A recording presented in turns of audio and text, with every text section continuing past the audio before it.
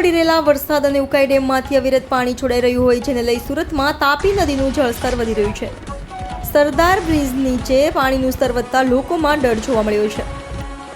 સુરતમાં પડી રહેલા વરસાદની સાથે ઉકાઈ ડેમમાંથી અવિરત લાખો ક્યુસેક પાણી છોડાઈ રહ્યું હોય જેને લઈ સુરતમાંથી પસાર થતી તાપી નદી બે કાંઠે જોવા મળી રહી છે। સુરતમાં તાપી નદીનું જળસ્તર વધી રહ્યું છે।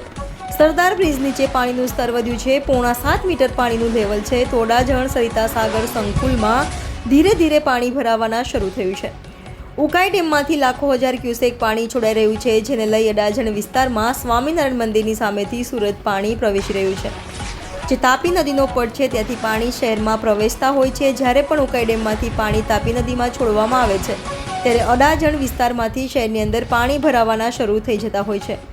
ઉકાઈ ડેમમાંથી પાણી છોડવાને કારણે અડાજણ વિસ્તારમાં પણ તેની અસર દેખાઈ રહી છે।